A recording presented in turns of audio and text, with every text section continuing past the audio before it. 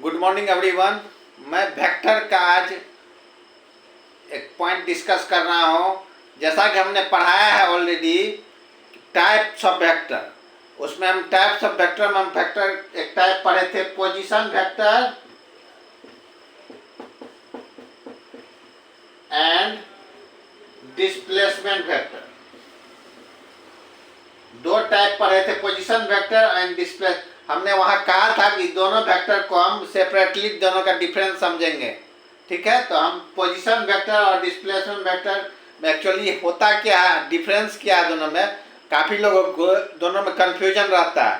तो वो कन्फ्यूजन का हम कोशिश करेंगे दूर करने का। पोजीशन वेक्टर क्या होता है एंड डिस्प्लेसमेंट वेक्टर क्या होता है।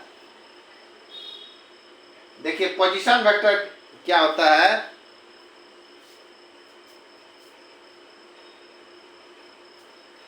पोजीशन वेक्टर जो है,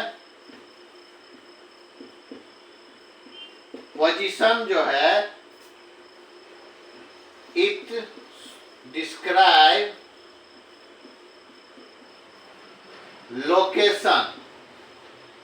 location of any object from any chosen reference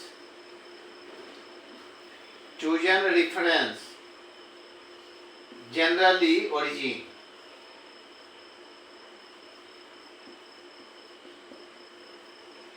किसी रिफरेंस से किसी ऑब्जेक्ट का क्या लोकेशन है वो हम पोजीशन से समझते हैं। जनरली रेफरेंस जो हम लेते हैं ओरिजिन लेते हैं ज़्यादा केस में, दूसरा भी हो सकता है, लेकिन जनरली हम लोकेशन किसी चीज़ का देखने के लिए ओरिजिन से करते हैं। देखिए कैसे एग्जांपल देते हैं।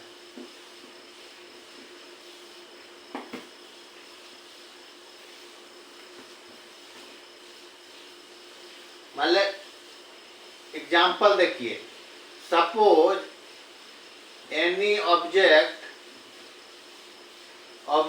Location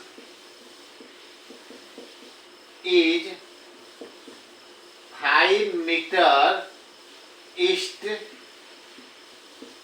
of origin.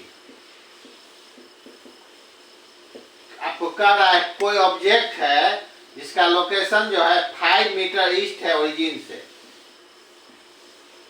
ये देखिए ओरिजिन ही हुआ आपका, यहां से 5 मीटर कोई, यहां ये पॉइंट जो हुआ आपका, ये आपका पोजीशन हो गया। ये यहां से यहां का दूरी 5 मीटर हो गया। ये पॉइंट आपका क्या हो गया, 50। ये पॉइंट जो हुआ आपका 50 ग्राफ में, ये आपका पोजीशन बता रहा है किसी ऑब्जेक्ट का। पोजीशन जो सिर्फ एक पॉइंट पे डिपेंडेंट होता है, ठीक है। अब देखिए, अब जब आगे हम डिस्प्लेसमेंट डिस्कस करेंगे उसमें पता चल जाएगा आपको। पोजीशन समझ गए, किसी ऑब्जेक्ट का एग्जैक्ट लोकेशन किसी रेफरेंस पॉइंट से बताता है, ठीक है। देखिए रेफरेंस पॉइंट ओरिजिन हुआ, ओरिजिन के रिस्पेक्ट में इस ऑब्जेक्ट का क्या पोजीशन लोकेशन है वो पोजीशन बता रहा है। पोजीशन वेक्टर का डायरेक्शन होता है, देखिए डायरेक्शन होता है, इसलिए ये वेक्टर क्वांटिटी होता है। पोजीशन क्या है, वेक्टर है, इसलिए हमने टाइप ऑफ वेक्टर पोजीशन बताया, टाइप पोजीशन वेक्टर, ठीक है। अब दूसरा होता है डिस्प्लेसमेंट वेक्टर। क्या है डिस्प्लेसमेंट? जैसा कि हमने पढ़ा है, change in position, change in position is called displacement. अब देखिए एग्जांपल हम देखते हैं, any object move from 5 metre to 10 metre. इसी में हम देखिए यहाँ 5 मीटर से 10 मीटर ईस्ट के तरफ, 5 मीटर टू 10 मीटर ईस्ट के तरफ मूव करता है। यहाँ का क्या हो गया पोजीशन आपका 10-0, ये पोजीशन हो गया 10-0, ये है 50, ठीक है। अब देखिए डिस्प्लेसमेंट क्या हो गया, चेंज इन पोजीशन।